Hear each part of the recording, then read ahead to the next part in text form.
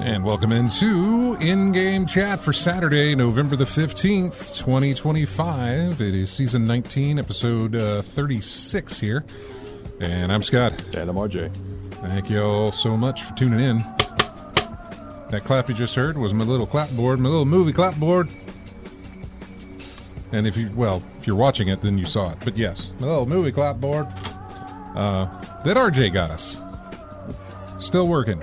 And it still helps me sync up the sound when I make the video of this stuff. Hey, if you want to join us, then you can pop into, the Discord, and you can talk to us on there. In fact, I just restarted it. Had an update. I got to go and reconnect. Okay, I'm back into the channel. So there we go. There I am. All right, cool. So yeah, we got the Discord going on. You can do that. You can email us, everyone at ingamechat.net. You can hit us up on Facebook there, In-Game Chat. Also, what are we at? Twitch. Go to twitch.tv. Type in In-Game Chat. You can find us there and join us in the chat room. Watch us live while we broadcast the show. And for some reason, my phone is now dictating everything that I just said. There we go. I guess somewhere in there it heard the SIRI word and decided, I'm going to take dictation. I'm going to listen to every word he says until he pauses, and he hasn't paused yet. And then I'm going to spit out this thing of whatever I found on the internet that sounds like what he just said. So, yeah. Whatever. Phone. Welcome into the show, everybody. I did do the clapboard. I want to give a heads up real quick to apparently nobody, because it looks like chat room's empty. Refreshing right now. There's AC Wraith. He's in there. Listen, I'll give a quick heads up, not only right now, but probably throughout the show, just as a reminder. So, next week is the last show we'll do for the month of November. The 22nd, we'll do a show. We'll be talking about our Black Friday deals, as we normally do, going through those. I will then edit that show to replay over the Thanksgiving weekend on the 29th, so that most of those deals will likely still be in effect, in case you missed them, or in case you want to refresh, or in case you're listening and it's just like, oh yeah, I need to grab that, Whatever the case, that's what I always do. I rerun those shows back to back. So to get ahead of that a little bit, I got to tell you right now, I don't know where you're listening to us at. Obviously, if you're local, take advantage if you want to. If you're not local, you need to kind of search it out and find it. But you got a Costco nearby. They are currently selling the Donkey Kong Banaza game, normally $70. They got it down to $40. Don't go online and search for your Costco to show it. It'll show regular price. You have to do some kind of warehouse search. I don't know how that works, but it'll show you if it's in stock locally there, and it'll show you at the price too. Regardless, if you've got one nearby and you're looking for this game, it's $40. I don't know for how long. It was like that yesterday. It is still that way today.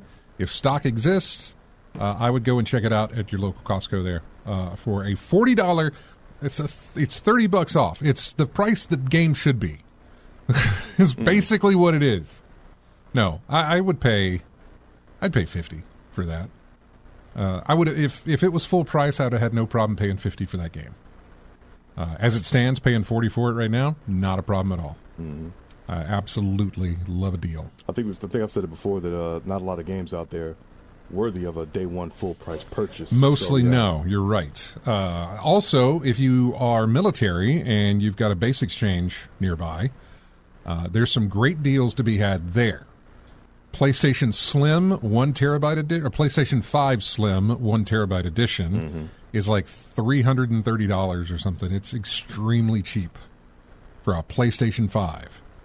Obviously, you got to be military to get that deal, but and they've got to also have it in stock. But that is the price. Another price that I saw, and again, it is based on the base exchange. So this only applies to you if you're military. I think retired military can make it on there too, I believe. You still have access. Matt, if you're listening, he's playing ball pit right now. Good job, Matt. So I really, really like ball pit. So anyway, if you got a base exchange, they also have the Mario Galaxy 1 and 2 for the Switch 2 down to, I think, $50 on that one, Okay. which is down from I think $70 or $80. I don't know what the hell they're charging for that thing. It's overpriced, whatever it is. Honestly, $50 is a little bit much for a game that came out on the. Was it the Wii U? No, it was the Wii. Super Mario Galaxy. Yeah. I think Galaxy and Galaxy 2, I think, originally released on the Wii. Which, again, you're just doing a remaster. Why are you selling it for $70? Even digitally, $70. It's just ridiculous. See, 2007 when it came out. So yeah, Nintendo Switch, Wii, NVIDIA Shield TV. Well, that's what it's available on now. Yeah. Because you can get it on the Switch. Mm-hmm. I actually have the game as part of that 3D Mario collection they released back on the Switch, which had Mario 64, Mario Sunshine, and Mario Galaxy, I believe. Mm-hmm. All three of those games on one cart for the Switch. That particular version of Mario Galaxy did not get an upgrade to a Switch 2. You can play it on a Switch 2, but it didn't get any kind of an upgrade like you would be if you were playing the double pack Mario Galaxy 1 and 2 that was originally that were released for the Switch 2. Mm-hmm. Yeah, so it gets confusing when you go into it. I was looking up Costco while you were explaining that. It says you had to sign in to get the price, and I did, and it says $63. Right, you have to do some kind of special. You have to do some kind of warehouse search, and I don't exactly know how that whole thing works. It says available, but low stock in Montgomery. So if you are in the area and you want the game, you might want to go check it out now. It says low stock in the warehouse. Yeah, I don't know how you can get that. I don't know how you can look that up. But it's something, I could probably go to my forums here and find out real quick. But you can also just show up at Costco. It's likely that they have that. Okay, wait, this is the price of the item sold online. Additional shipping charges may apply. This item may be available at a warehouse. Pricing may vary. So correct. So probably is $40 on the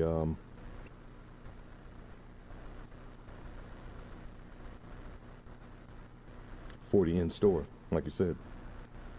Yeah, I'm trying to look here to see if I found a way to look that up.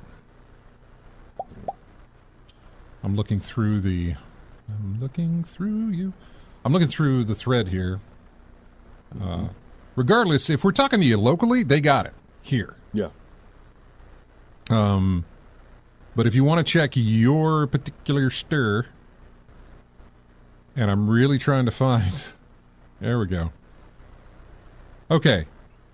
You can verify the price via the Costco app. You click the warehouse tab, you search the warehouse inventory for your location, and then it shows up that way. $39.97 is what it is showing up as.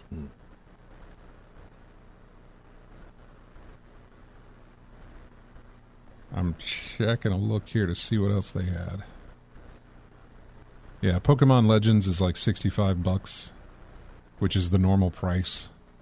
But $39.97, $40 for Banaza. Came out in July, which is why I kind of understand that maybe it's got a little discount right now. Normally you don't see Nintendo's go that low. At all. Yeah. I know. This doesn't even feel like it's a Black Friday deal. This just feels like, I don't even think it's a price error. It feels like we have had this game for months sitting on the shelf. Let's drop the price to get it on there so we can get it out. I mean, it doesn't say that it's clearance priced, It just, Yeah, July 17th is when it came out. So, Yeah. Let me tell you, we are going to go some kind of nuts for our Black Friday deals. Speaking of which, could you predict anything that might be desperate to be moved? Desperate to be moved? In other words, what do you mean? Something like Donkey Kong Bonanza, like where they got too much on the shelves and they want to get rid of it? I want to move the stock out. No, I couldn't. I don't know. I have no idea what that would be. I was really surprised by this. This is just speculation that's what they're doing. I have no clue as to why that price is what it is. Because again, it doesn't reference that it's clearance. It doesn't say that it's clearance priced. It doesn't even show that it's specially priced. It just says here's the price of it. At least the image I had of what the tag said here in this thread. So if you got a Costco, go pick it up, and that if that's what you want. Mm-hmm. The other thing, what else did I see? There were other things I was seeing. As far as what may be predicting, the Pokemon game just came out like a couple of weeks back. Came out in October. You're not going to see a price drop on that unless it's a price error or they take $10 off. I don't really see it happening. It's a Nintendo property. It's a Nintendo game. They don't do this. The Bonanza thing is not a Nintendo thing. You can't go anywhere else and find it for that price. That is something that the store did. They're selling it for that price. Nintendo did announce that they were doing some Black Friday deals that I believe start this coming week or at the end of this week. But it's not great. They have a list of games, and I'd have to go through and show you the list, I guess. Nothing really stands out as being newly released, and most of them are Switch 1 titles. They're not Switch 2. You can get them upgraded to Switch 2, but the Switch 1 titles are selling, I think, from $25. I think it was from $30 to $40. I think $29.99 and $39.99 is what they dropped them down to. Paper Mario Thousand Year Door is in there. Princess Peach Showtime, I think, is another one that's on there. Donkey Kong Country Returns is being sold for $30, while some of the others are being sold for $40. Donkey Kong Country Returns came out this year, I think, or maybe late last year, while some of the others that are even higher priced came out before then, but still. What else was on that list that I was really interested in? The Zelda game where you play as Zelda recently. Spirits Within or Spirits, I don't remember what it's called, but yeah, that one's on sale. I think Mario Odyssey is on sale. Somewhere I saw that Mario Wonder was on sale, but I can't remember where I saw that. Super Mario Wonder, I think, was down to like $40 as well. So, I'm sorry, this is my favorite time of year. It really honestly is. Chasing sales, chasing deals, looking for a really good deal it's an absolute joy I get from it. I do not know why. I have no idea why, but it is so much fun to kind of seek these out and try and find them. No, I mean, it's understandable. Yeah. Spending 30 instead of 70? Yeah, who wouldn't like that? I know. God. I'm going to open up the Black Friday spreadsheet here to see what we've got so far. Okay, we're getting some stuff. Speaking of it, it's always earlier than normal, isn't it? What? The sales for Black Friday, they always push it back a little more instead of like 5 days before. They push a week before, and then the next year it's like 2 weeks before. I know Best Buy. So the year I got my TV, and I don't remember what year it was, but it's been a minute. It was pre-COVID. Mm-hmm. So it was 2019, 2018, I can't remember, that I got my OLED. Yeah. The Black Friday pricing had already taken effect come like November 1 for a lot of big-ticket items. Mm-hmm. And by big-ticket items, I don't mean items that everybody wanted, but items that were literally high-priced. Like that TV plus all the different... I had tons of credit from rewards because you were on they had not changed up how Best Buy did their reward system now. It's completely different now. You have to subscribe for $200 a year to be on some kind of thing and get better rewards and all this stuff. I can't remember what it's called, but I was like, no, I don't shop enough at your place to do that. And especially after the pandemic, I didn't shop hardly at all at that place because there was nothing being released physically because movies weren't being sent to theaters because nobody was going to watch them. They were sending them straight to home. Mm-hmm. So it was a weird time, obviously. But so at the time I bought that TV, I had $200 or $300 in credit, maybe $350, and the price on the TV was already knocked off by I think $700 had been knocked off the TV. So then I was throwing in almost $1,000 off total. Mm. I think I paid $600 for the television, which it was over $1,000. Mm-hmm. But I think I walked away with like $600 on paying for that television. Mm-hmm. Still using it today, still looks great. OLED is Chef's kiss of technology. Beautiful screen. It says my Best Buy total $180 a year. Yeah, yeah, exactly. No, I'm not doing that. Speaking of, by the way, deals again. Walmart Plus normally is $99. Yeah, I know. Walmart Plus is normally $99 a year. Now it's like 12 something a month if you want to go with that. But currently, and around this time, apparently every year, they run a special for half off. Last year, around this time, I signed up for $50 and got a whole year of Walmart Plus, which was great. My account or my membership expired on Friday, and lo and behold, they have a $50 offer. So I just let it expire and then re-signed up again. Otherwise, it renews at the higher price. It renews at $100. And I was like, no, you're not taking $100 for me for Walmart Plus. I'll give you I gave about 50 for it. So, yeah, I let it expire, and then I signed right back up for the Walmart Plus. So I say that only for the fact that a lot of their Black Friday deals on Walmart Plus are open to Plus members ahead of everybody else. Actually, Walmart Plus is not bad. For getting things delivered, for getting special deals, for even your membership comes, I think, with either Paramount Plus or Peacock if you want to do that. It comes with the ad version.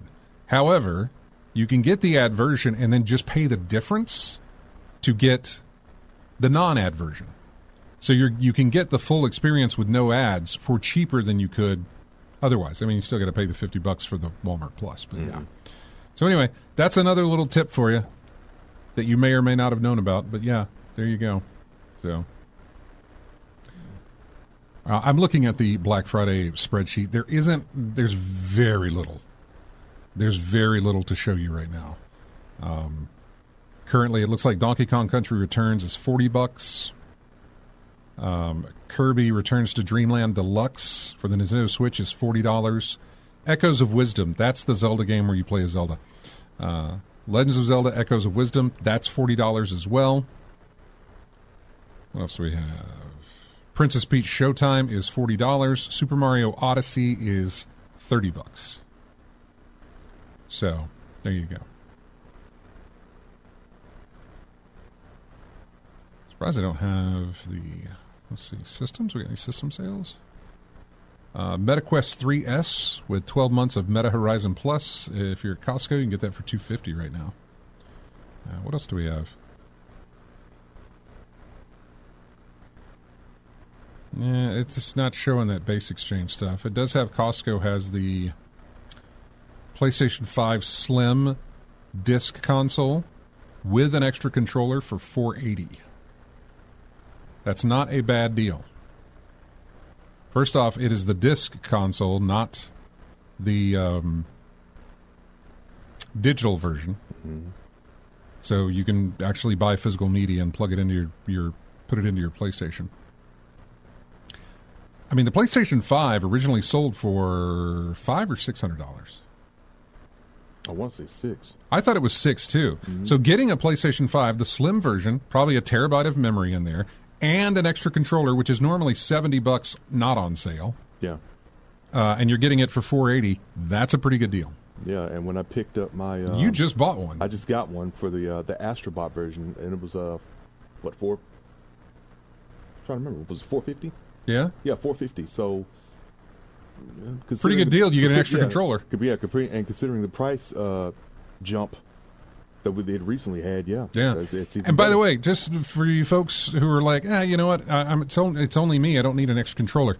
Yeah, you do. Hang on to it. Trust.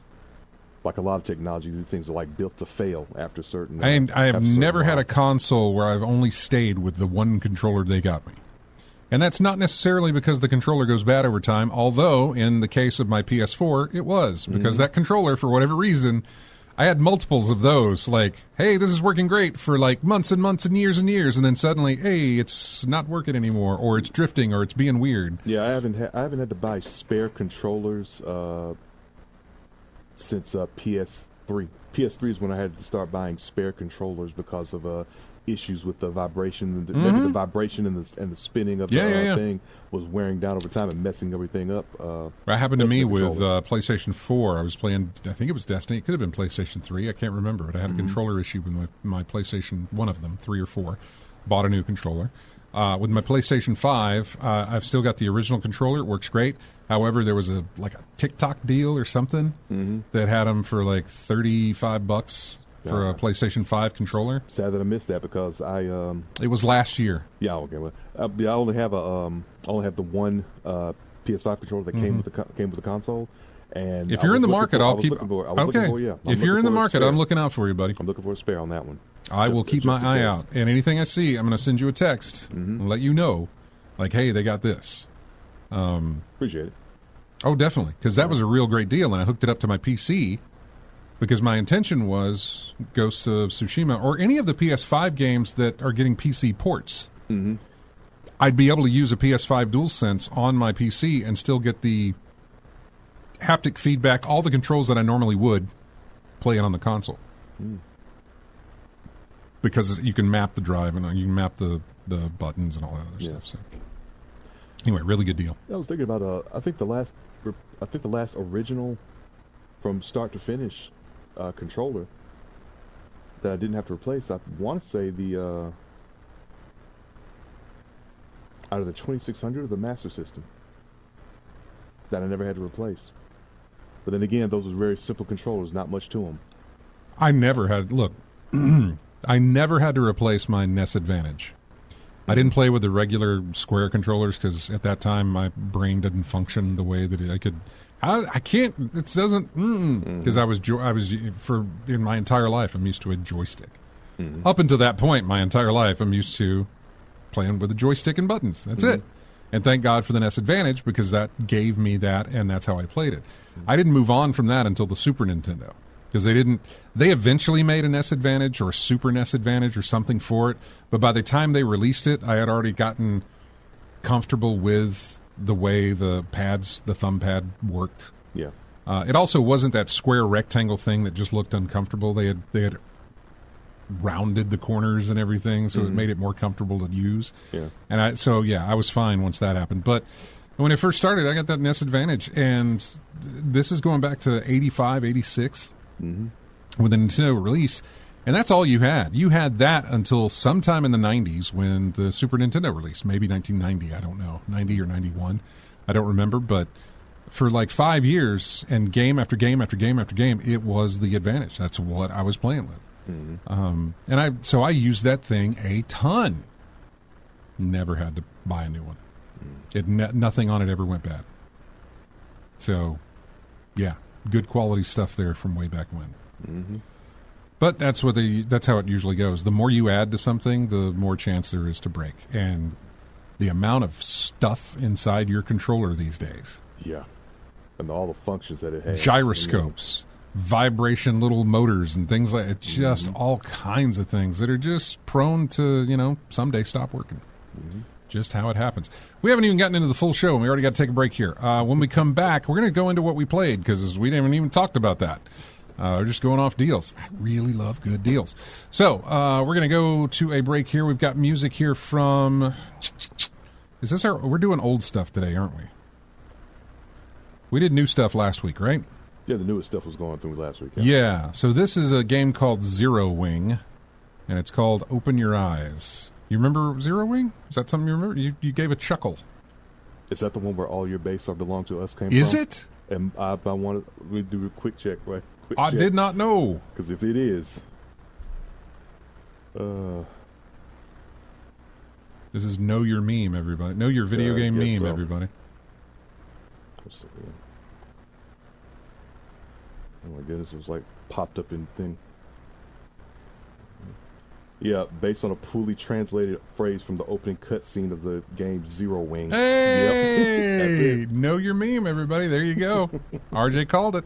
We'll be right back with more of In-Game Chat right after this, he said.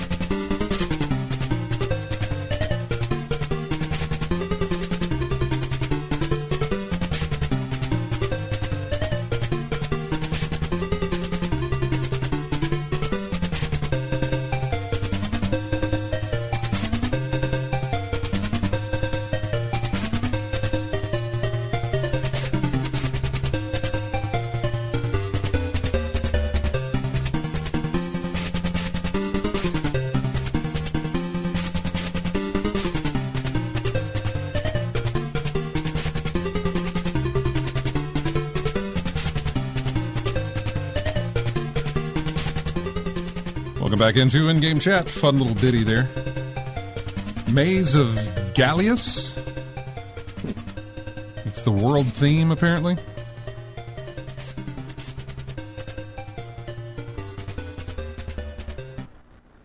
And it ends. Anyway, it looked kind of piratey. The cover box did when I was grabbing the YouTube videos and stuff. So, AC Wraith says, I'd take a new Steam controller. Hey, we're going to be talking about that. It says, AC Wraith says he also has $2.71 in Steam credit. So come on, deep discounts. I still got $20 in credit sitting in my Steam wallet. I've actually bought games, but I have neglected to use the Steam credit.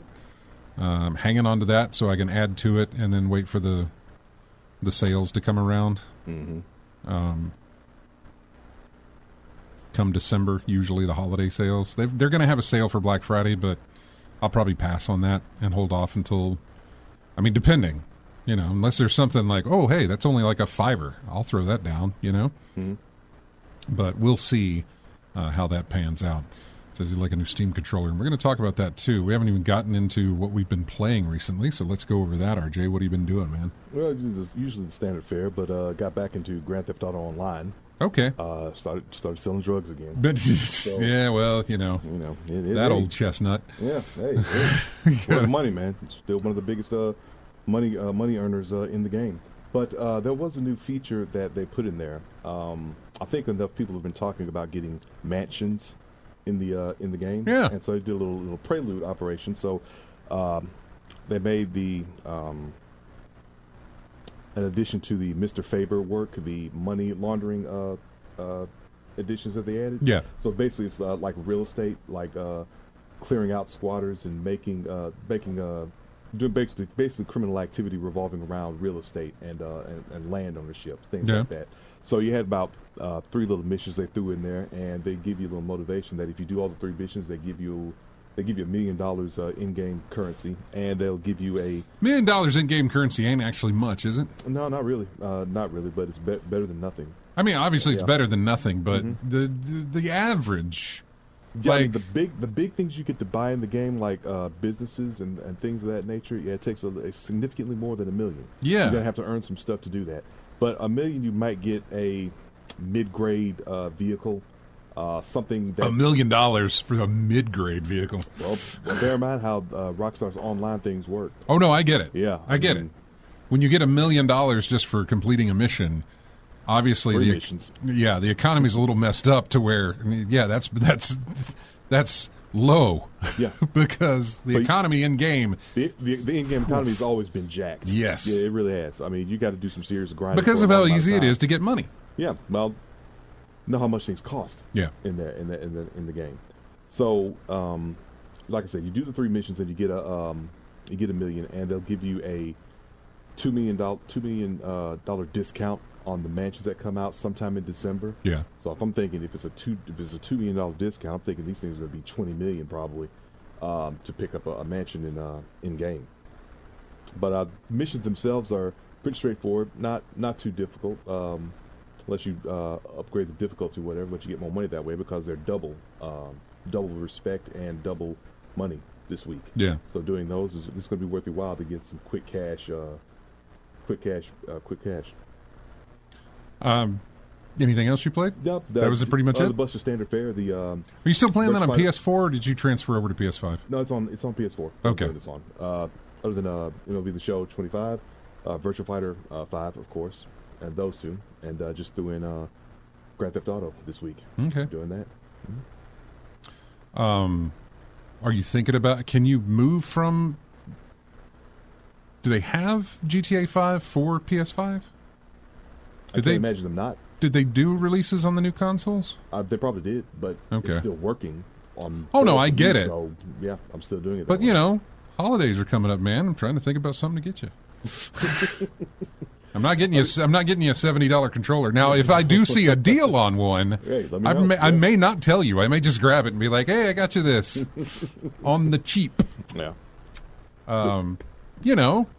Something.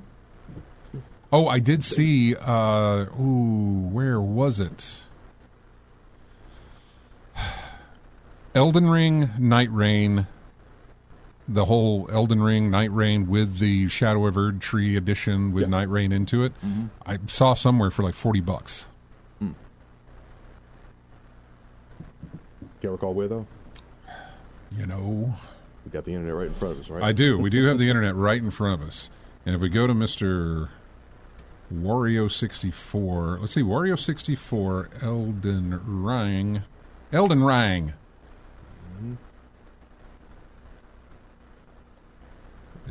What do we have here? And how long ago did he post this? Forgive me, folks. Anytime there's a deal, I'm going to be this is what I'm going to do. Deal hunting. See, that's not the deal I'm looking for. 2 days ago. There we go. It's PS5. It's $40. Come on. It's at Amazon. It is... Nope, I'm sorry. It is... Oh, wow. Never mind. That price has gone back up. So that was 2 days ago that it was $40. And it was only the Shadow of the Erdtree edition, not... It did not have the Night Rain whatever thing. Night Rain edit, yeah. Yeah. I think Night Rain is still $40 standalone, right? I think it is. Yeah. But this was $40 on Amazon. That was 2 days ago he posted that. It is no longer 2 days. Or it is no longer that way. So, yeah. Well, I'll keep an eye out. And let you know. Are you still in search for that game? I was still looking at it, yeah. Hang on, let me ban somebody from the chat here. There we go. So, as for me, the week, the week was not really conducive to me getting any game time in. Starting Wednesday on into the weekend, I really didn't have a lot of time for any games. It's just a really rough week. Monday and Tuesday, I put some time in with, I think, Ball Pit. I've made it to the final level of Ball Pit, but you have to beat the final level with 8 different characters in order to actually get the ending. Okay. So you had the pair system that you were talking about last right, time? I've beaten it with 2. But I decided not to go further just yet. I did start taking characters and going back through and playing the faster modes of previous levels. And I also started looking at some videos about different combinations of the balls that you can have, the fusions and evolutions that you can do. In a sense, yes, I've been going back to play the older levels, but on a faster or on a more difficult mode. It is not, by the way, any more difficult than it was the first. It's quicker, which is nice. But it's not any more difficult. In fact, I am just mowing them down, mainly because I've leveled up myself so much. It's one of those things I do where it's like I get, I try to do everything I can before I beat the game. So by the time I get to the end of the game, or at least one of the ends of the game, this has a new game plus in it. By the time I get to one of the ends of the games, I mean, I am really, really powerful. So going back through these older levels on a higher difficulty, shorter time, higher difficulty is it's just being amazing. So what I'm actually doing now is kind of achievement. I say achievement hunting. I'll get achievements for it, but I'm trying to fill out my encyclopedia. So I'm trying to discover all the evolutions, all the different things you can do, find all the enemies, find all the upgrades, trying to fill all that stuff out. Yeah, I mean, you're more into unlocking things instead of, like, seeking trophies. I just know if I don't do it before the end of the game, I likely will not have the motivation to do it afterwards. Yeah. And so I would like to do that. Some of it's tough because it's so RNG-based. There is a certain... one of the balls that you can evolve is called Nosferatu. That takes 3 different evolved balls to merge into one. So, to explain that even further, an evolved ball are 2 balls merged into one. You have to do that 3 times before you can then merge all 3 of those into one thing. How much does it take to merge two balls into an evolved one? Well, it takes them both being at level 3, which is the highest level you can get them at. Luckily, I have buffed everything up enough that I can start the game with the 2 characters I pick at level 3 already with whatever ball they come with. Mm-hmm. And I can also start the game by picking an extra ball to go with it at the beginning. So I can start with 3 balls at level 3, I think, all 3 of them being at level 3. Mm-hmm. That's helpful to get what I need. But you're still at the mercy of RNG to make up what you have to make up. I don't remember what the power of Nosferatu is. It's something where you get health, but he also drains whatever. This morning I made Satan. Yeah, I did. You have to make the incubus and the succubus. And when you do that, you can then merge them into one thing, and they become Satan. And I can't remember what he does, but my God, the just mowed down enemies. It was fantastic. Earlier, before that, are you looking these up? Yeah. Nosferatu is an evolution of the Vampire Lord, Mosquito King, and Spider Queen balls in the game Ball Pit.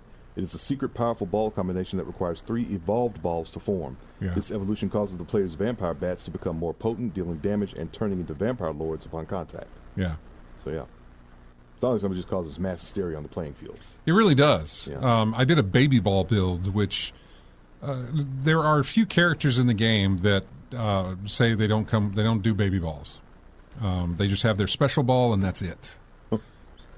Sorry, under the description, there's a link to a video on YouTube about the Nosferatu ball, and it says, this ball is just plain busted. Yeah. Yeah. Oh, I've seen some busted builds, let me tell you. I have seen some insanely busted builds. But the base building is great. All the different balls are great. I did a baby ball build this morning that practically the entire screen was just full of balls bouncing around. Mm-hmm. Because you can add to, like, there are these 2 characters. They're called the twins, and they shoot out just tons of baby balls. Except the baby balls are half power. Mm-hmm. In other words, normally if they're at 100%, they're at 50% when you pick this character to start with. But there's an upgrade that you can get that will increase the power of the baby balls if RNG is good to you. Mm-hmm. So I pick him, and then I pick one of the other characters that has the egg sac, I think is what it's called. Mm-hmm. The egg sac, when it hits enemies, it has like a 25% chance to blow up into baby balls. So I went that route, did and I mean, the screen was just loaded with all these balls going around. I was clearing the field. Oh God, it was beautiful. It was beautiful. It was great. So yeah, it was wonderful. I'm really enjoying going back through those and doing that. So, but I haven't beaten the game yet, but I am on the brink of doing so. Mm-hmm.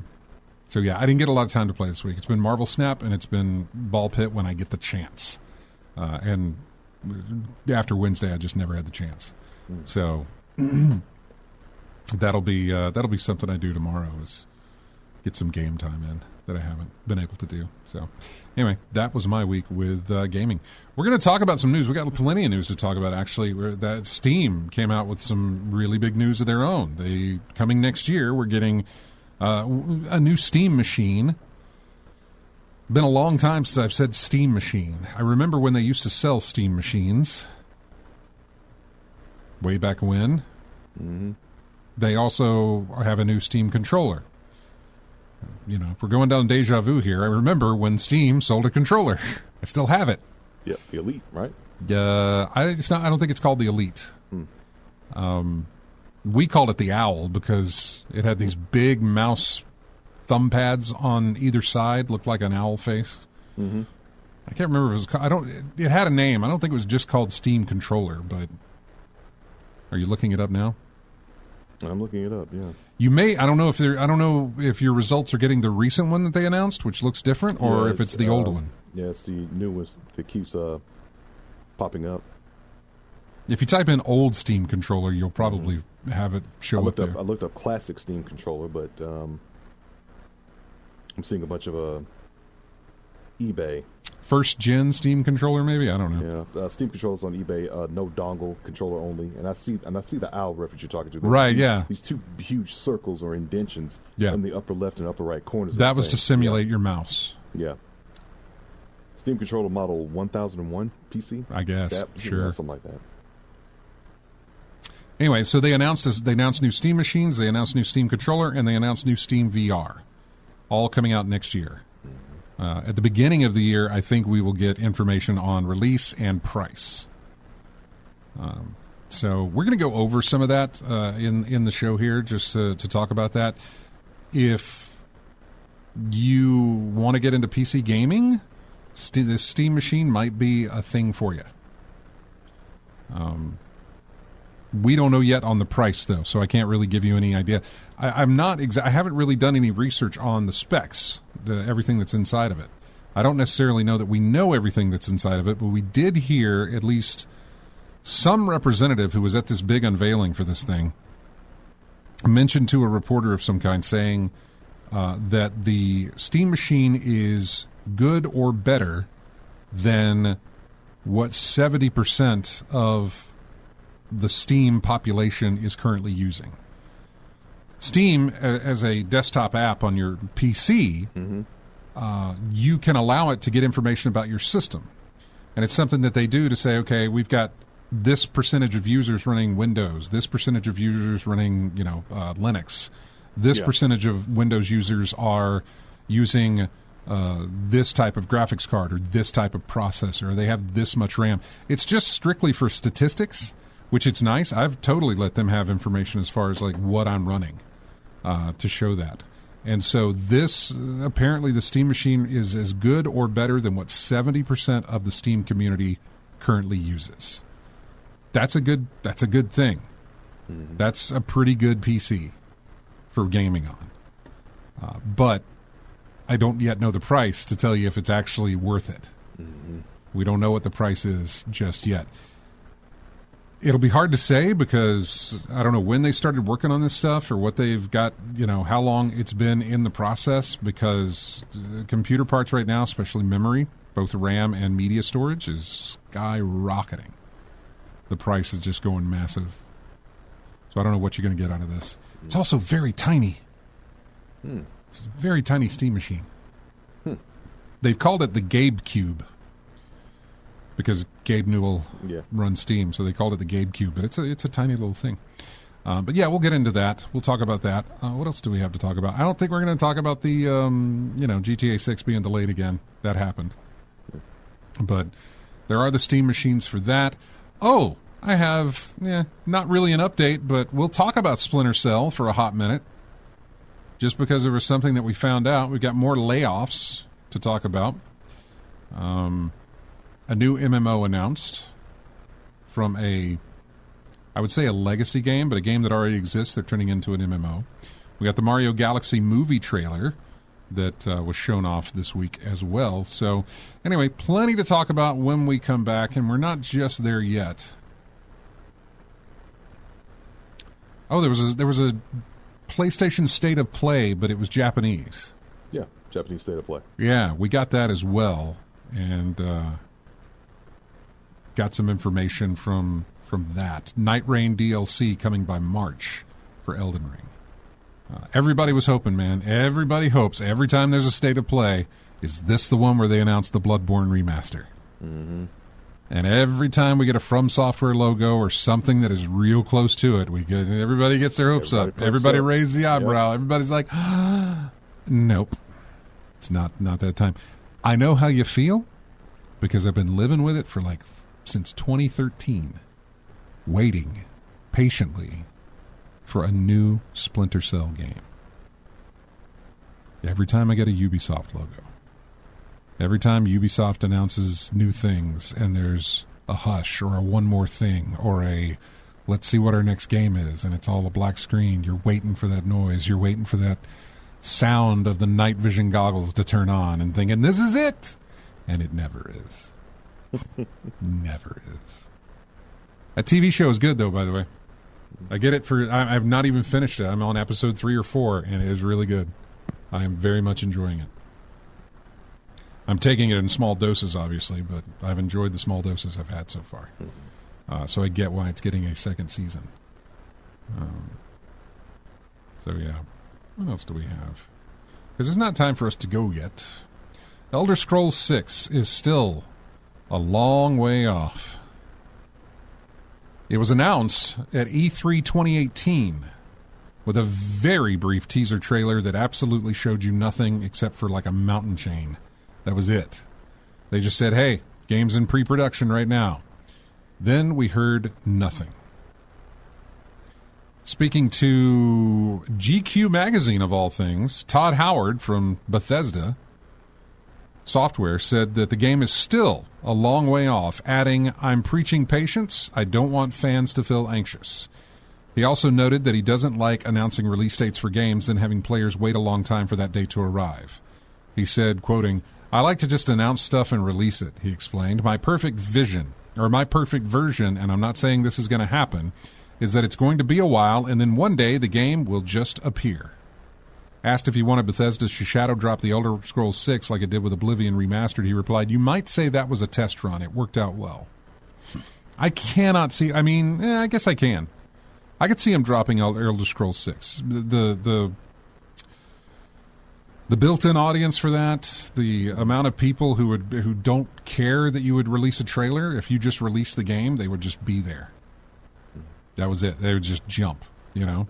Oh, Elder Scrolls 6 is out. I'm headed out there to get it, you know. Yeah. It'd be interesting. I've worked here in radio, and I've seen shadow dropped albums, you know, where it's just like, holy crap, they just released an album.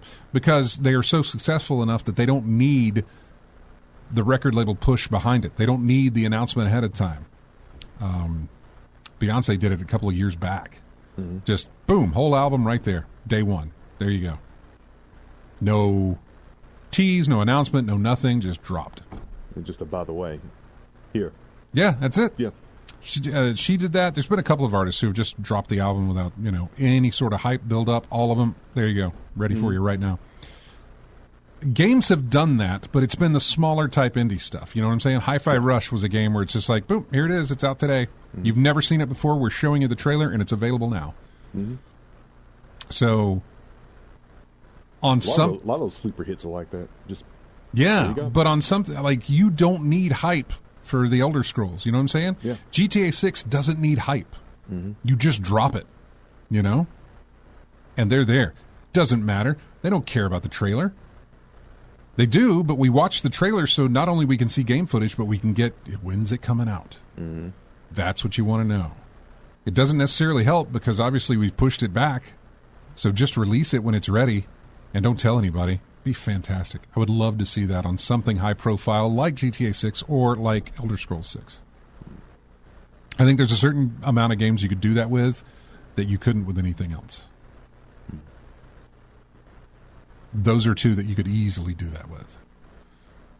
So, anyway, we're going to take a break here. When we come back, we will jump into the Steam machines, the Steam Frame is what they're calling the VR, and then whatever they're calling the Steam controller. I'm not sure that they have a name, but anyway. Got music here from, oh my goodness, we're going back to the Commodore 64 days. This is the theme to Zach McCracken. We'll be back with more of In-Game Chat right after this. Excuse me.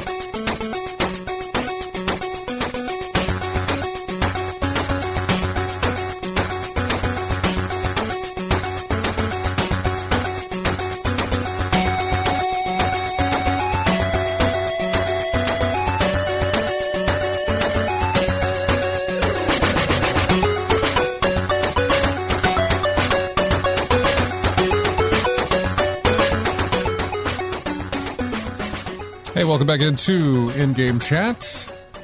Music from a Game Boy, of all things. This was Jurassic Park on the Game Boy system, level 1.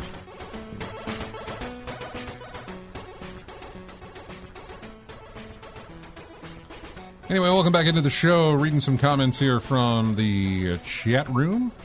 Lethal Migraine, I'm excited for the Gamers Nexus report Steve is working on about what a racket NVIDIA is running. I considered today, for the first time in a long time, getting a 9600 XT, which is one of the Radeon cards, or AMD cards, instead of NVIDIA cards. By the way, talking about cards, we're talking about graphics cards that goes inside your PC. The 9600 XT I have seen for around 600 in places, and it has 16 gigs of VRAM, I think, built into it. Mine currently only has 12. Not necessarily saying that I need the, extra 4 gigs of RAM, although it's not bad to have. The purpose of it being is that, again, PC components are going up in price. Mm-hmm. The next card that releases is going to be something, I say catastrophic, but outlandish in price for what it is. This would be a nice be a small jump up, but it would last me for a good while, being the fact that it's a 16 gig card. Mm-hmm. So I'd have to look at the specs of what I've got for my 3080 and what I would get out of a 9600 XT. To see if it's even worth trying to do that or possibly trying to do that. It's not necessarily a thing that I'm totally jumping on, because even at 6, that's still a whole lot of money. So, yeah, I'm neither here nor there on that just yet. But it did cause me to look into it. So, next thing that Lethal Migraine says, Bethesda will probably get shut down before Elder Scrolls 6 ever comes out. They really need to... you say that, but I think Fallout's doing well for them. I know they're getting kickbacks not only from the series, but also from all the different sales of Fallout that's been going on. Fallout 76 doing pretty good, from what I understand. Better than it did at launch. So I think it'll be fine, but we'll see. And what else he says? Oh, well, he's talking about something in between commercial breaks here. So let's jump back into the news and talk Valve and their Steam products. We got an announcement of 3 new products. The Steam Frame, which is their new wireless VR headset. The Steam Machine, which is a compact, and it is, living room gaming box. And the Steam Controller, which can go with that, can go with your Steam Deck and that sort of thing. So, yeah, there's a lot there. I don't know if I want to jump into the VR aspect of it just yet. But let's see if we can find the specs on... Here we go. Here's the specs on the Steam Machine. It's got a 6-core AMD Zen 4. It's got 16 gigs of RAM. The GPU is a semi-custom RDNA 3. That tells me nothing, but I will read the article to see if I can get some more. The VRAM. I told you that my card has 12 gigs of VRAM. This card has 8 gigs of VRAM. That's good. The standard 3080 card, which was still pricey as hell, like $800, was back when it released, was 10 gigs of VRAM. So you're getting 2 less on this one with the 8 gigs. Storage, there's an option, 512 gigs or 2 terabytes. I would imagine if Steam is, or I say that, I would imagine that if Valve is anything like any of their other products that they've released, specifically I'm thinking of the Steam Deck, this cube, this Steam Machine, is likely something you can tinker with if you know how. Yeah, I mean, that's a heck of a jump, though, isn't it? 512 to 2 terabytes. Right, yeah. I mean, where's the 1? I thought they have a tier like 512, 1, and then 2. But right. Go it's straight just to 2. Just skip 1. Well, because that means that limits your options. You either got to suffer through having just 512 gigs, or you pay whatever the extra price is to get the 2. Putting 1 in the middle... or modding it to be in the middle. Right. Yeah. That's the other thing. I bought my Steam Deck, which is right over there, by the way, behind me. Mm-hmm. Oh, my microphone's covering up. Voila. There it is. The Steam Deck that I got was the lowest, 64 gigs of storage. And, I was like, well, no, I'm buying the cheaper version because then I'm going to buy a memory card, or not a memory card, but a new hard drive to stick in it. Yeah. Which I did. And they allow you to do that. You're not breaking warranty in doing that. Actually, I think you are, but they don't discourage you from doing it. You know what I mean? It's in there. You can do it. You can do it easily. I modded the thing. I mean, there's a lot you can do with it. And I imagine the Steam Machine is going to be the same way. Yeah. It says the Steam Machine... Okay, what else do we have? OS is Steam OS. Release windows next year. We don't know the price. Steam Machine is a natural follow-up to the Steam Deck. The low power handheld proved that Steam OS works for PC gaming, and the Steam Machine is more of the same, only more powerful and less portable. It's been designed to blend in and fit into standard-size shelving unit. It's a black cube, smaller than it looks in the pictures, by the way. Crams in a 6-core AMD CPU and dedicated Radeon GPU. It uses space-saving combination of a 120mm fan and one sizable heatsink. There's a slim selection of ports on the front and back, including a USB Type-C, HDMI 2.0, and a display port and a micro SD card slot to quickly move games between a Steam Machine, a deck, and the Steam Frame, which is the VR. The 6-core CPU and 28 CU GPU offer around 6 times more performance than a Steam Deck. This is a good impression of what you're getting. 6 times better than what a Steam Deck does, according to Valve. The GPU is semi-custom, meaning it has no exact match in the AMD's existing lineup, but it's roughly comparable to an RX 7400 in terms of shader cores, or an RX 7600M for both shader cores and clock speeds. That's a bunch of gibberish to tell you that it's not too bad as far as the graphics are concerned. Through SteamOS, Valve is offering fast suspend and resume features to quickly load into where you left off from the comfort of your sofa. It's also designed to work with the new and improved Steam controller. A dedicated antenna on the Steam Machine can connect up to 4 Steam controllers. We still have no price or release date, only a rough launch window sometime in the new year. So that's what we know about the Steam Machine. I kind of want to stick to that to keep going. And let me find it. Yeah. Built by Valve, powered by SteamOS, the new Steam Machine is a compact gaming PC. One trying to make good on a promise Valve made a long time ago. Last time they did this was 2013. The Steam Machines were back in 2013. They were... These little boxes, kind of like what they've got here that you could plug into. I think they were kind of like laptops, weren't they? Anyway, they had grand plans of reinventing what constitutes a gaming PC around its new creation, a Linux-based operating system called SteamOS. Years on, and following a few failed partner launches that you can read all about in their retrospective of their demise, which I do have open, by the way, the project was more or less doomed. By 2018, Valve pulled the plug. Or did it? Valve never stopped working on SteamOS, plugging away until it landed on the Steam Deck in 2022. Following the success of that, Valve feels ready to take a second punt at a system with more firepower. To quote the Valve engineer working on the Steam Machine, he says, "We finally have all the software and hardware bits to make the original vision a reality." They mention that it's the right time because users are already making Steam Machines happen, putting a recovery image of SteamOS onto a range of devices or using their Steam Deck while docked. He says, "Our customers kind of beat us to it." Goes into more specs. Does it give you the size? I wanted to kind of give you the size. It'll be released sometime next year. We don't know pricing yet, but with older mid-range components and Valve's own success with their budget-friendly Steam Deck, I'm hopeful for a convincing price tag here. There's a big gap in the market for a genuinely affordable gaming PC, and I'm hoping that this machine is going to plug it. Plus, the smaller 512GB option should be a decent amount cheaper than the 2TB model. Our benchmark has always been that it should have enough performance to play every game on Steam at 4K 60 frames per second when you do some sort of upscaling like FSR, said the engineer that they talked to. That's a lofty goal. This reporter had a chance to play Cyberpunk 2077 at 4K with FSR enabled at Valve's headquarters, and it ran pretty well on the Steam Machine. It was certainly playable with no significant frame rate drops during my brief time with it, but neither was it a totally fluid experience.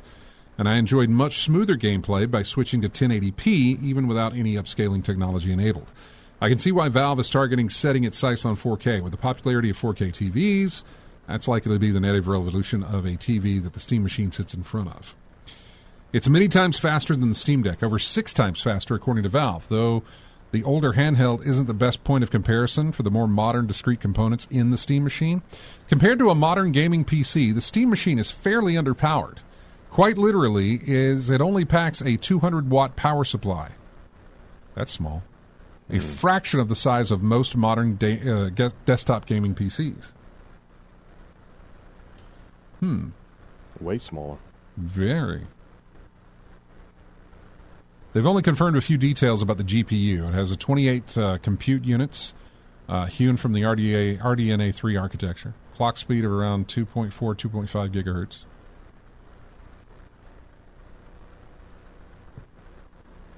I'm reading through real quick. The GPU might not be an exact match for anything currently offered in the Radeon 7000 series. Though being a derivative of the Navi 33, it gives us a pretty good idea of where it should land. The RX 7400 has the same number of CUs, but it has a lower clock speed and a much lower power draw. So, the other point of comparison is the Radeon RX 7600M, which has the same amount of compute units in it as well. A little more headroom there. So, now the design of it, a small black box may not be the most exciting design on the planet, but thankfully it's not an eyesore like the PlayStation 5. He says the design came out of thermal efficiency, acoustics, and making sure it would fit within a 6-inch shelving unit. The fact that it ended up as a cube, which is Valve's favorite shape, came later. When we started putting a thermal architecture together, that was the most efficient for performance. We found that, wow, this is really close to a cube, and so we're like, okay, it's so cute, close to a cube, why don't we really try to make it an actual cube? So we had to be really careful about every little millimeter inside to make sure that we got proportions to look like a cube. I'm not necessarily liking that excuse. I'm like, you went with aesthetics over, quality, I guess you could say. Like, okay, we're going to make it a cube. Now let's start shaping what we put inside of it to conform to that. Mm-hmm. I understand you were trying to make shelf space and that sort of thing, but who cares if it's a cube or not? They did. Obviously they did. Yeah. I know. But other than being aesthetically pleasing to them. Yeah. I mean, it's small. What reason would you have to make it a cube, really? Yeah. Yeah, it's really, really small. I guess because it is a cube, it stands out because everyone else has their individual iconic shapes except just a cube. Yeah. I'm looking it over here. They're just going over the design. There's the fan. Let's see. Where's the fan on that thing? Huh? Yeah, where's the fan on that thing? On the back? Yeah, I'll tell you here. So they remove the outer casing during a demonstration that internal components take advantage of every square inch of it. The power supply sits at the bottom with the front and rear I/O on each side. We're using the power supply as the chassis for the system, which is something we're actually really proud of because it removes a lot of brackets and modules and simplifies the design really, really well. It also simplifies the RF shielding situation because the motherboard and other electronics are sandwiched between two metal shells, so you don't have to add components. On top of the power supply sits the motherboard, which is only just visible beneath the heatsink which sits atop of it. The heatsink cools the CPU, the GPU, the memory, the power delivery a lot. So it's pretty chunky. Attached to the rear is a single 120mm fan, the only one in the entire system. We just wanted something that's really compact and really powerful that can easily fit in your living room, and that actually turned out to be more of a challenge than we thought. Because people love to kind of cram their devices in the corner of their room or inside a cabinet. So one, it needed to fit. Two, it needed great airflow. And one of the things that were actually really important to us is we wanted to use a single fan. It's a custom-designed fan. We iterated a ton of different blade geometries. The design reminds me of a server rack, which are often meticulously designed to ensure a steady flow of air over hot components. I'm told Valve took inspiration from here, too. though what stands out most of all is how little I can hear the Steam Machine while it's running. We stood around the Steam Machine discussing it while it sits on the Cyberpunk 2077 title screen, and I can't make it out. There are 4 antennae on the Steam Machine, 2 on the back, 2 on the front. The rear-facing antennae are responsible for the Wi-Fi 6E connectivity. 1 on the front is for Bluetooth, separated from Wi-Fi for more consistent performance. The other one on the front is for connecting up to 4 Steam controllers, replacing the controllers included puck as well. That's nice because that means you don't have to plug in controllers into the very few ports that you have on the machine itself. Yeah. Faceplate is removable, mainly for removing dust that builds up over time, though Valve is considering how best to offer some level of customization here. It has a few prototype plates in its office, a wood effect one, a Team Fortress 2 one, and an e-ink display that monitors key metrics. For now, Valve doesn't seem to have a definitive plan for customization options. It does have the integrated light strip running above the front I/O. This can be adjusted to display whatever color you want, or moreover, act as a visual cue of what the Steam Machine is up to. It can display how far a game download has progressed, alert you to messages, and so on. If you don't like it, you can just turn it off. Yeah, mods take care of the customization part. Yeah.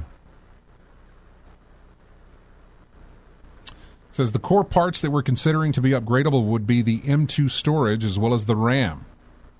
That's interesting. The Steam Machine comes with a single NVMe slot, easily accessible from the underside of the unit. There are 2 options available, 512 or 2 terabytes. These drives will be the 2230 in size, which is the smaller SSD form factor. That's the one they use on the Steam Deck. Mm-hmm. So a regular NVMe is rectangular in size. Yeah. Still small. Looks like a long USB stick, basically. Long thumb drive.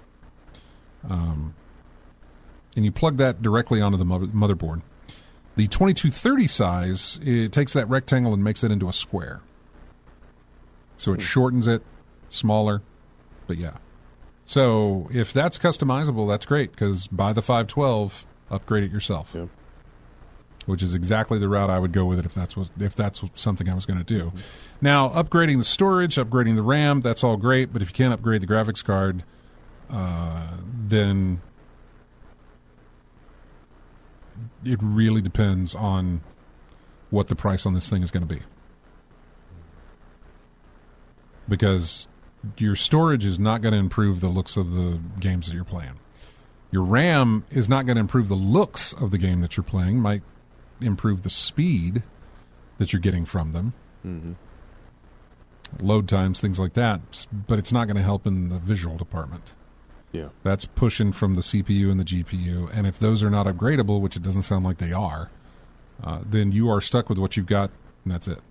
Mm-hmm. Same thing with the Steam Deck. I can upgrade the memory in the thing, the storage. I can't upgrade the visuals. There's not a world where I can connect a... I mean, if I really wanted to get into it, there's probably a way for me to put in a different graphics card, but that would take a massive amount of knowledge that I am not privy to. Yeah, I was about to say a whole bunch of trial and error. A lot of soldering, a lot of, it would spend a lot of time experimentation to try and get it done. There are probably people who have, and they've gotten it done, but at what cost, Yeah. So, not something that I'm looking to do. Speaking of that, by the way, let me try and find,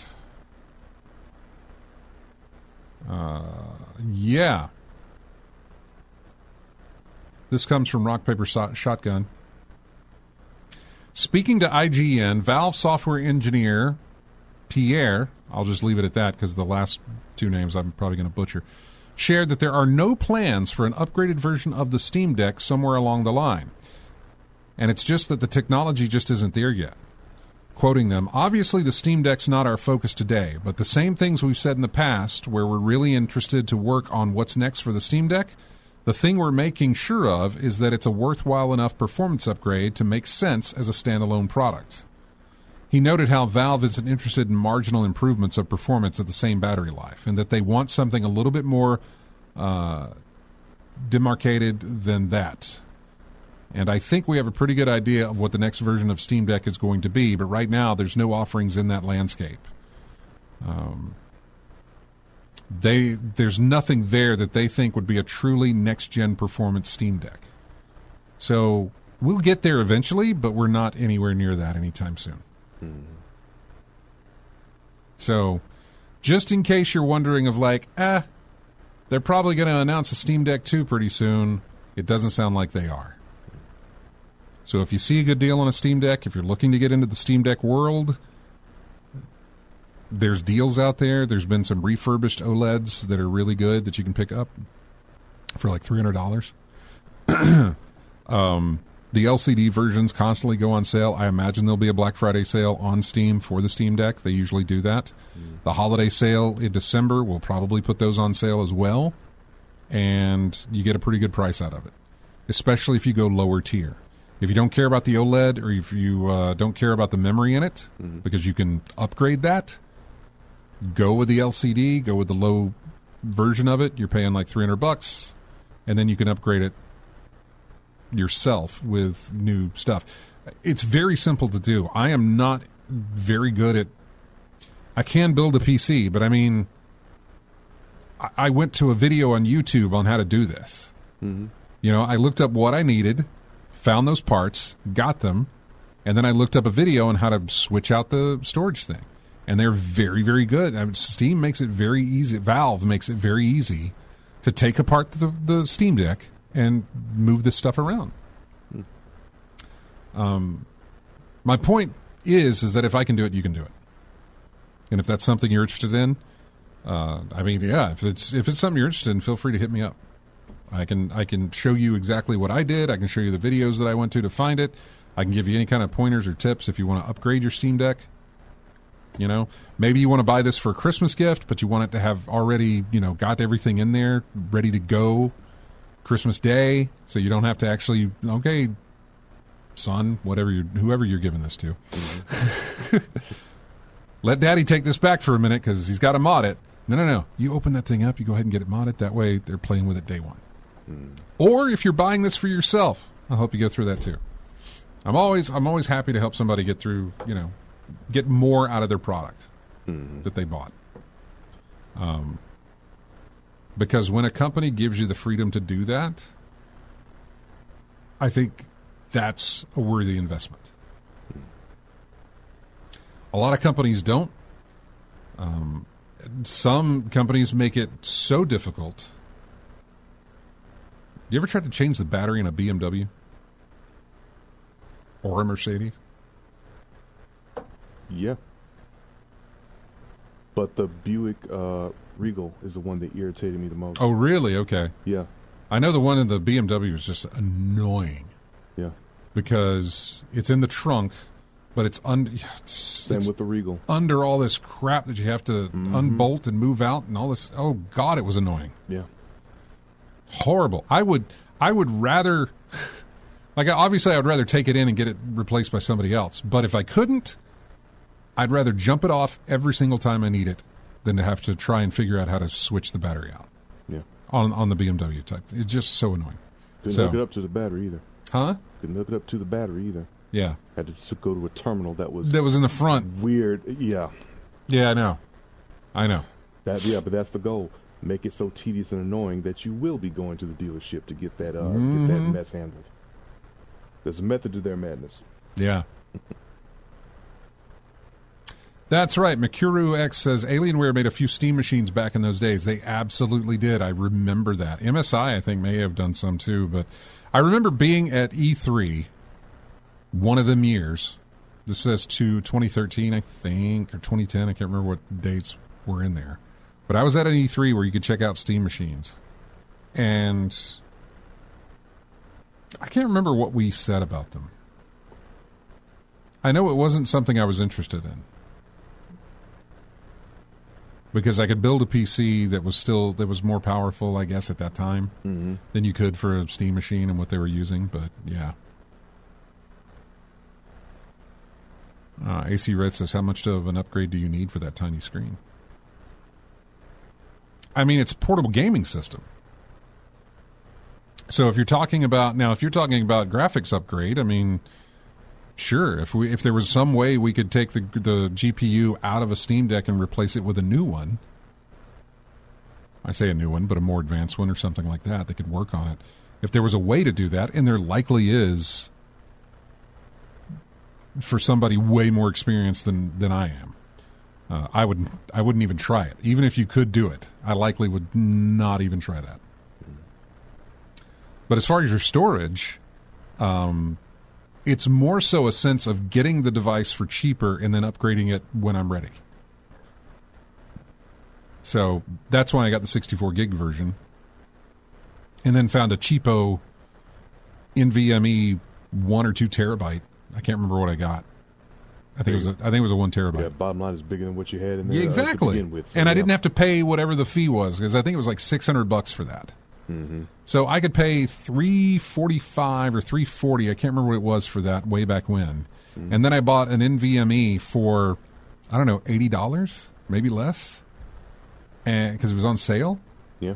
And I mean, I held on to that Steam Deck for a very long time before I actually cracked it open and did the switch, because I was waiting for a deal on that card, on the memory card, or the memory storage thing. So yeah. Anyway, we're going to take a break. We're at the bottom of the hour here, and we'll come back. We'll talk about the frame. We'll talk about the controller, although there's not much to talk about there. There's more stuff here that we're not even getting to, it looks like. But I'll try and run down as fast as I can on a lot of stuff. Call of Duty not doing too well, by the way. We'll talk about it coming up. Here's music from Tintin on the Moon, a game I never heard of, but a game nonetheless that was released, I don't know when, but Tintin on the Moon. It's the main theme. It goes way back, and here it is for you. We'll be back with more of In-Game Chat right after this.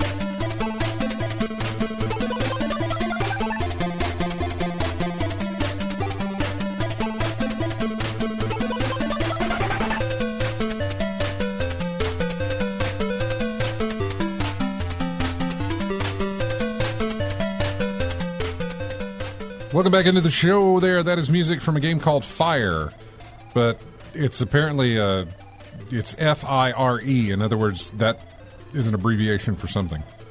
Anyway, it was out on, I think, the Spectrum, whatever machine that was. That's the title track for it. Just pretty good. Not bad. Welcome back to the show.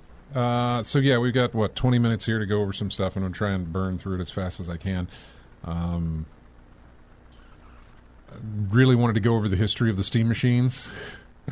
It would be great to do, but yeah, it was not something that lasted very well, or very long.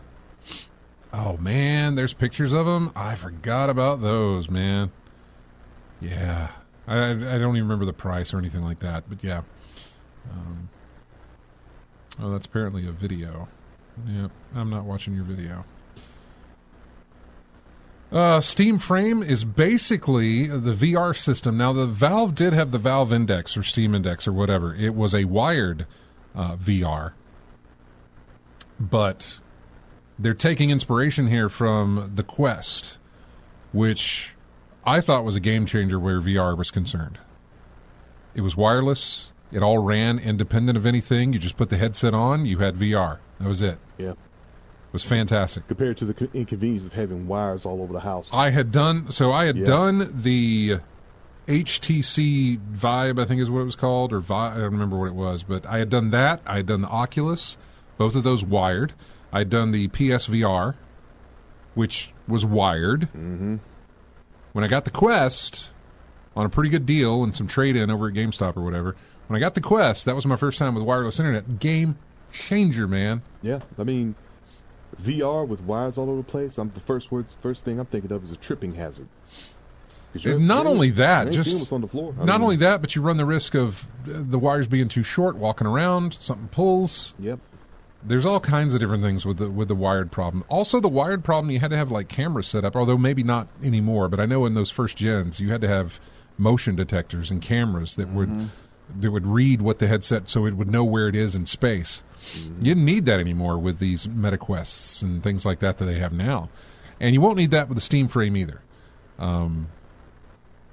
They really have taken a cue from that. However, the interesting thing is that the Quest that you can get, you can get the Quest S, which is kind of a smaller or a lower powered version, which is like $250 or $300, and then there's the Quest 3, which I think is like in the $300-$400 range, something like that.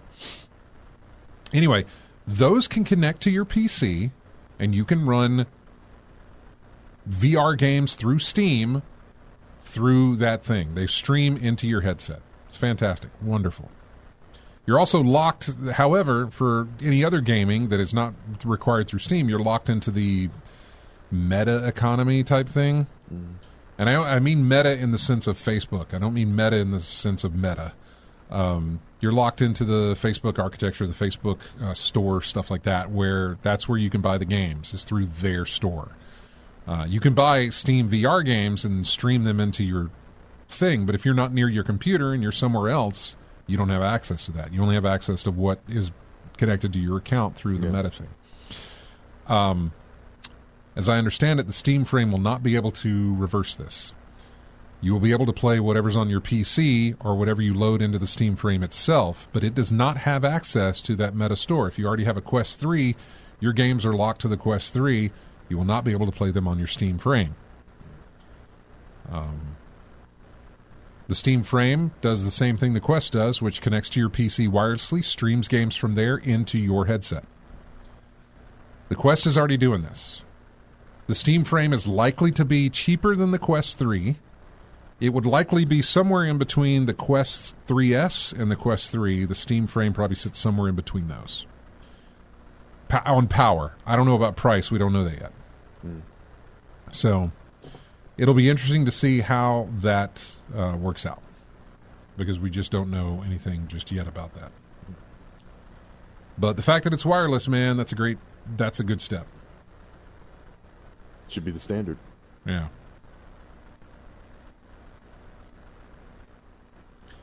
All right, because of our time, we're moving on from the Steam stuff to go to the next thing that we have here.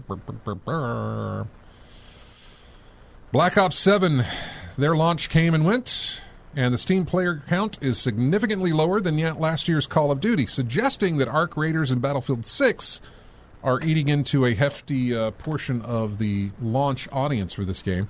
Looking at my Discord here, I see that Duke Frucom somehow... Oh, okay. 8 days ago, he was playing City Skylines 2, but 10 minutes ago, he was playing Battlefield 6. So, speaking of, there are some Battlefield players going on right now. Which is fine, I get that. Call of Duty, for whatever reason, the momentum on that thing seems to have fallen way off. Especially this one. I had even forgotten when the launch day was for it. Not that I really paid attention much to them to begin with, but it totally came and really. Now, granted, this week has been one where I've been very detached from gaming news. I've just really been busy with work stuff. Let's see, November 13th, it said when it came out.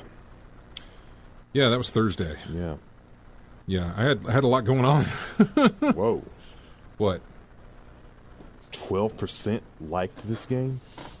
What are you looking at? I'm just looking at Google. I just googled Black Ops 7, and this thing said Google users 12% like this game. It's not great. Yeah, and of course the video headlines in this thing. Yeah, not received well. Just put it that way. Yeah.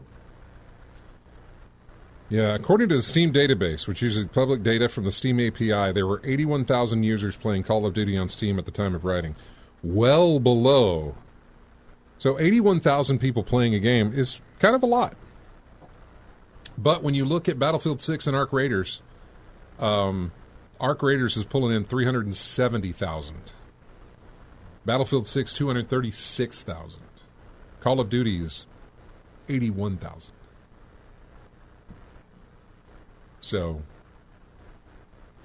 it's likely there is fatigue in the franchise, but I'm surprised it took this long. If the game performed well, it probably wouldn't be a problem then if that's the case. Yeah, and I don't know how they've envisioned it performing well. Remember, it's Microsoft now because they own Activision, and so this is a Microsoft property. I don't know how they look at this. I don't know how they measure the performance. You know what I'm saying? Like, I don't know how they look at that and say, hey, we're doing good, because this is just from Steam. It does not account for your console players. And who knows how that's going. I've always envisioned Call of Duty as more of a console FPS than I have anything else. It does better on console, but that was more of the attach rate of console players to PC players. More people had consoles than they did PCs at the time of Call of Duty's hype.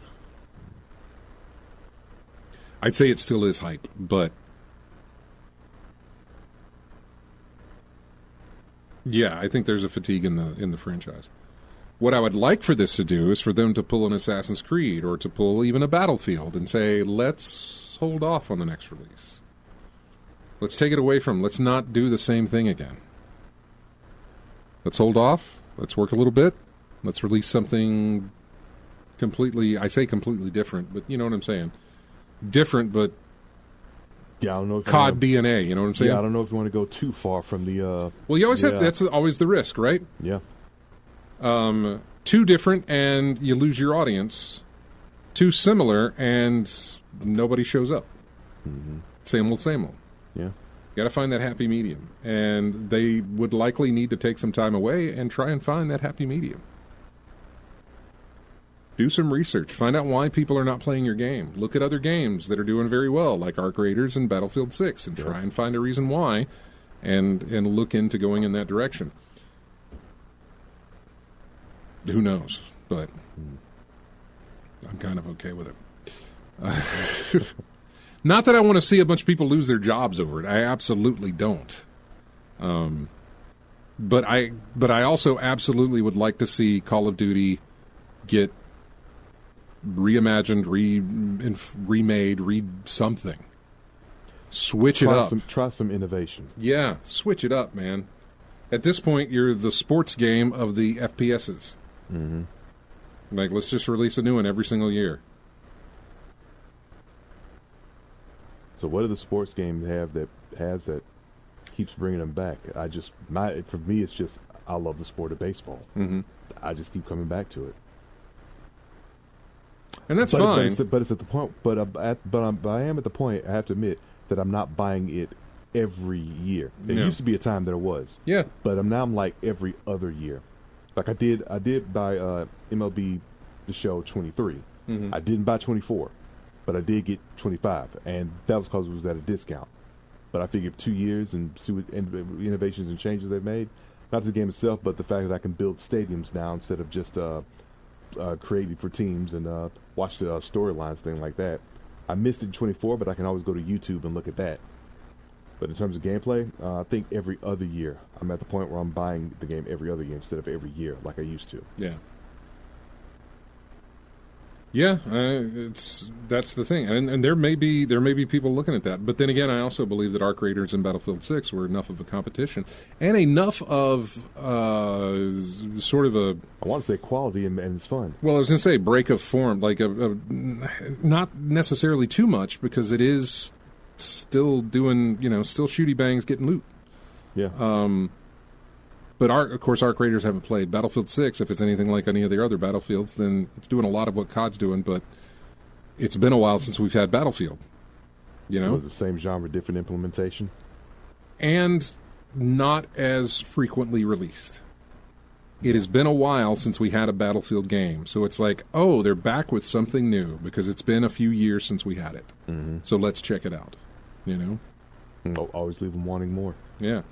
And at this point, people have put their money into Arc Raiders, put their money into Battlefield 6, and it's like, I'm good with these two. I'll get to COD whenever I want to get to COD. Mm-hmm. And, of course, the numbers don't really help that because when you look at that, then it's like, are any of my friends playing it?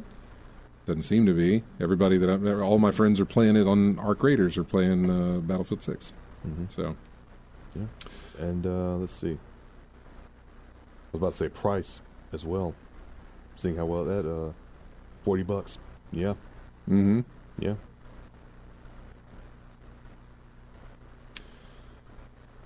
So let me talk about Splinter Cell for a second. Every single episode that we do, when I do the write-up for it, I have counted up the days that it's been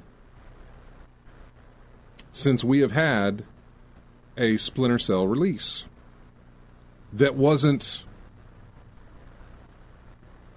a television show, a guest appearance in another game. Mm-hmm. Where it's like, oh, you can play as Sam Fisher in Ghost Recon. Or there's these Splinter Cell missions inside Ghost Recon or something like that. Or a mobile game or some stupid stuff like that. Yeah, Smash Brothers. I've been counting it up. We're at like 4,000. Yeah, I know. We're at 4,000 some odd days since we've had a Splinter Cell release. Well, it turns out the leads behind the recently, we talked about it, the Dispatch game, about the superhero dispatch thing that we talked about. It's episodic type gaming. The leads behind that game, Ad Hoc Studio, have been all over the place. Telltale Games, Ubisoft, Night School Studio, some pretty notable names. But today, we're honing in on their time at Ubisoft in particular, because a recent report dives into the long story that led Ad Hoc to making Dispatch. Before they were doing that, they were working on a completely new Splinter Cell game at Ubisoft. Nick Herman, one of the co-founders of Ad Hoc, shared the said detail with Bloomberg, saying that he was so excited to be a part of this and help revitalize it because it's been dormant for a while.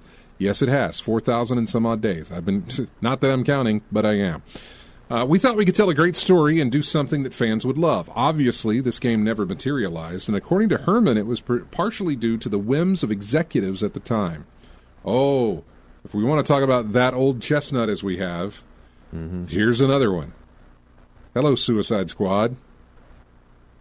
Suicide Squad should also be the name of these executives who decide to change the games, because that is exactly what they're doing to their companies. They're killing them.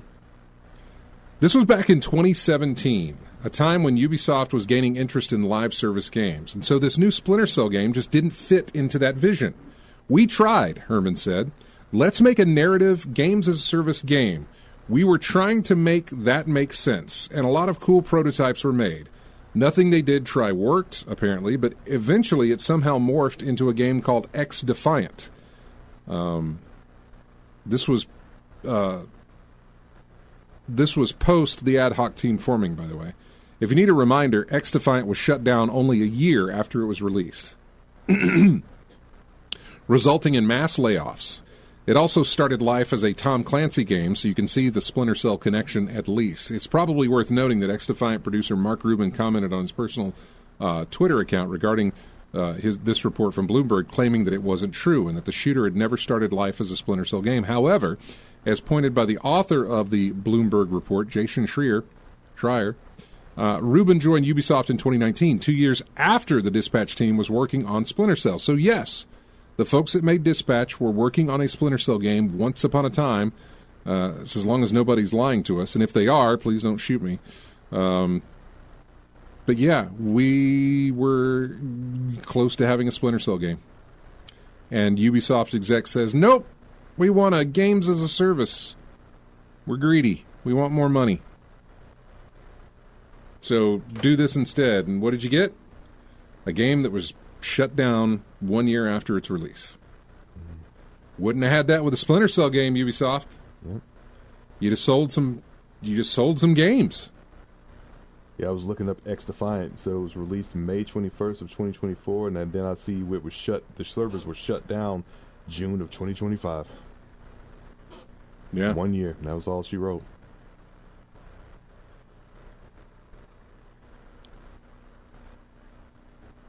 Oh, what else do we have? Man, there's more layoffs as well. There was some other stuff to go over about. I mean, there's still a lot. The MMO that we were talking about is Horizon. You know, the old mechanical dinosaur game? Yeah, Horizon. Yeah. Horizon Zero Dawn, Horizon Forbidden West. Forbidden West. Well, now we have Horizon Steel Frontiers. It's an MMO based on the PlayStation series, and it's coming to PC and mobile, but not PS5. I do not know exactly when we're going to get that, but yeah. So, we are getting an MMO in the Horizon world. What else do we have? How much time we got? Okay.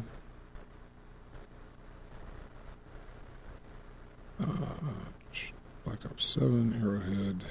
Oh man, there's a whole article here about the HDD, the hard disk drives, the DRAMs, all that stuff. There's another thing about Call of Duty Black Ops 7 where the campaign cannot be paused by solo players. It also has no checkpoint, and it requires an online connection at all times. I got a few minutes to read that, but not a lot. Can't pause solo. Uh-huh. They're surprised they're discovering a few quirks proving to be a tad frustrating. Many of these problems stem from the solo experience. For one, the campaign cannot be paused, even if you're playing on your own. The narrative focuses on a squad of characters, but no AI companions come in to replace the role another player would. It has no checkpoint system, meaning if you quit out of the game for any reason, you'll have to start a mission over from the beginning. Also, the campaign requires an online connection at all times, meaning if you suddenly go offline for whatever reason, including game updates, which can appear daily and without warning, you will lose progress. Oversight? Rush job? It says that it's especially clear the campaign is intended to be a group experience. Even if you tend to play on your own, you have to engage with the game's matchmaking and lobby-making process to start playing the campaign. That being said, it has still come to a shock for many solo campaign experience seems to have been released in these apparent issues. That's weird. That's, hey, play solo, but you better queue up before you do that. Just odd. Anyway, that's going to do it for us. Next week's our big Black Friday show. Hopefully we'll have enough of the listings there to give you plenty of stuff here. So far we have nothing, but what a difference a week makes. I can tell you that much. We're going to leave you today with a song from Cybernoid 2. It's the main theme from that game. You guys have a fantastic week. Don't forget about them sales, and we will see you next Saturday.